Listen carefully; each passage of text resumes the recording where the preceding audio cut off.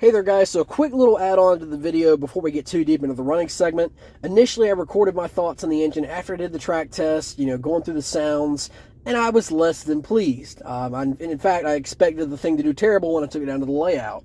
But I'm recording this after I had time to put it on the track, put it through the paces, and it's a little more well-rounded than I thought it would be. All in all, I mean, it's about what you would expect. It is average. The locomotive is underweight, of course. Compared to the scale trains, it appears with it in the video later on, it's a featherweight. The guts, of course, the driveline's fantastic. The decoder holds it back like usual. Sounds, prime mover's not that good. The horns are decent, which is a nice touch. I was really impressed with the SP-P3. That was a really nice feature on the engine. But all in all, it is nowhere near worth what Broadway is charging for this engine. So here's my beef with this locomotive. So you can see right here, that's a chunky MSRP for this locomotive. Now, here's what I didn't expect. We're going to the refurb store. This is when you know there's a disconnect in what the product can deliver versus what you're pricing it at. This is the only way that I did, and I would buy one of these locomotives. Plain and simple, with the scale trains SD45 on the market, for example, that's the top shelf offering. From experience, from running mine and having it for a few months, it's been a great locomotive. This thing so far cannot quite hold up. And I think Broadway knows that because these got dumped into the market very quick.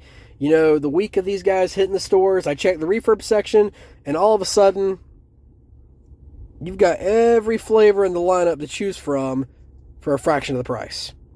So honestly, that's my biggest beef with this locomotive. If you'd advertise it, for a top MSRP of $250 to $270, that's okay, because the street price, of course, will be less.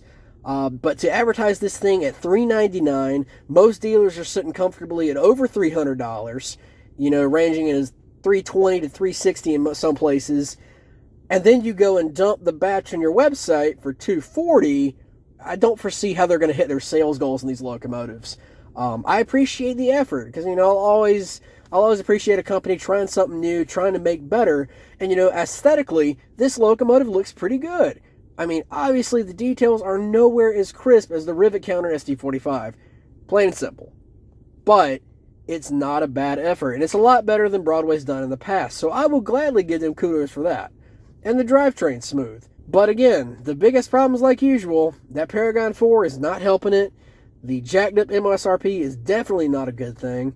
This is honestly one of the first locomotives in quite a while I've been left scratching my head on. So I'll let you guys make your own judgments on this. This is just my 2 cents for whatever that's worth.